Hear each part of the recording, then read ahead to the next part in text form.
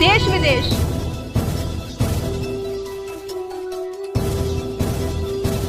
राजनीति, अपराध,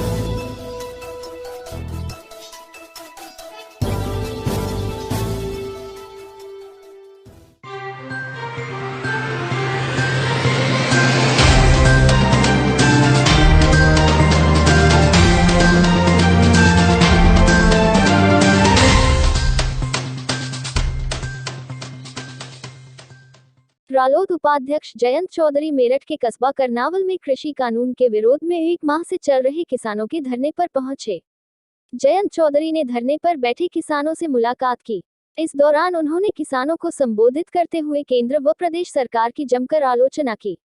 26 जनवरी को आहूत ट्रैक्टर रैली के मुद्दे पर शीर्ष अदालत की टिप्पणी का उन्होंने समर्थन किया।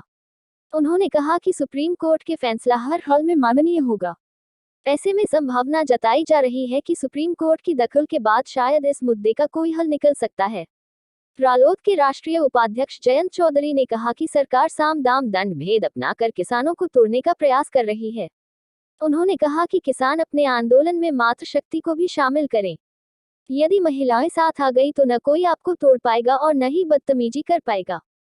यदि सरकार को किसानों के लिए बेहतर काम करने हैं तो 14 दिन में गन्ना भुगतान कराए, बिजली के दाम कम कर सब्सिडी देने का काम करें, पेट्रोल डीजल गैस आदि के बढ़ते दामों को नियंत्रित करें जिससे किसानों को महंगाई में राहत मिले।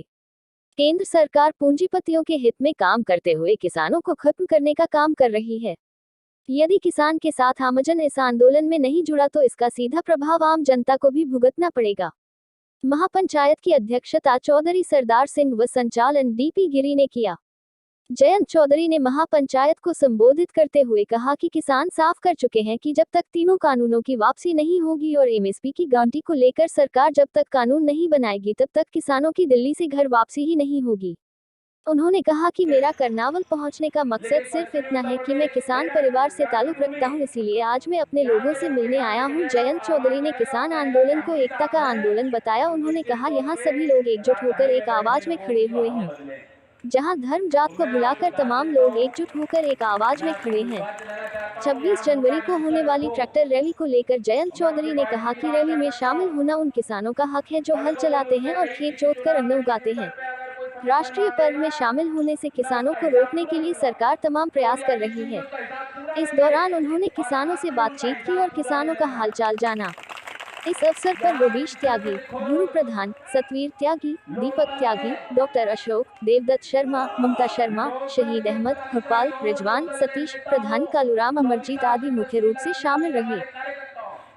उनके नाम लिखो और टिक मारो और यहाँ समर्थन दे रहे। मैं तो खुली बात कह रहा हूँ और दूसरे पार्टी के नेताओं को भी बुलाओ और उनको को रजिस्टर में तुम्हारा नाम लिख रखा है, तुम्हारे भी आए यही नोट करेंगे और यही रजिस्टर होगा 2022 में, यही रजिस्टर देंगे जो अफवाह मतदान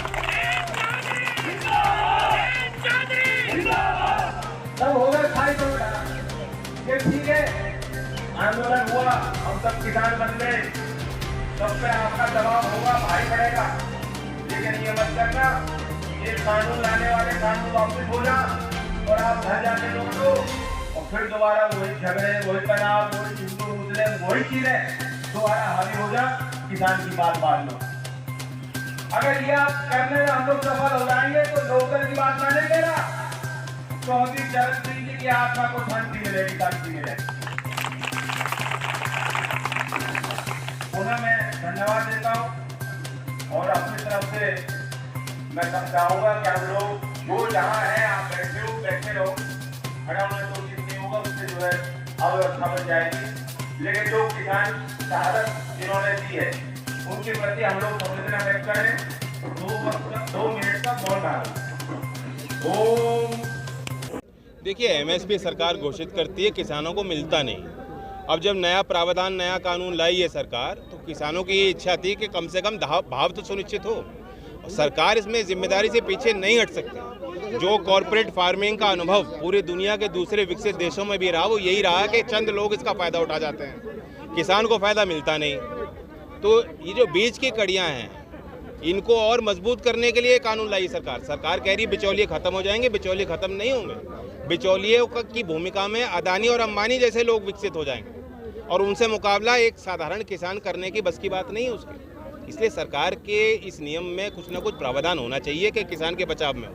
सर बार बार अंबानी अडानी का नाम आता है, क्या माने विरोध सरकार से है या अंबानी अडानी जैसे लोगों से? नहीं, ये तो एक उदाहरण, एक नाम लिया जाता है। पहले टाटा बिरला का नाम लिया जाता था और पिछले 6 साल में अदानी जी ने बहुत संपत्ति उगा ली। 26 तारीख को जो आहूत है किसानों का ट्रैक्टर प्रदर्शन एक तरह से, सुप्रीम कोर्ट की गाइडलाइन आई है उसको लेके कि दिल्ली सरकार, तो ठीक है, सुप्रीम कोर्ट की तो बात माननी पड़ेगी। जी मतलब समर्थन करते हैं आप सुप्रीम कोर्ट? सुप्रीम कोर्ट का समर्थन क्या करेंगे, सुप्रीम कोर्ट की तो माननी पड़ेगी। किसान बिल को लेके सुप्रीम कोर्ट ने जो कहा है उसका भी देखिए, सुप्रीम कोर्ट का जो फैसला होगा देश का हर नागरिक मानेगा।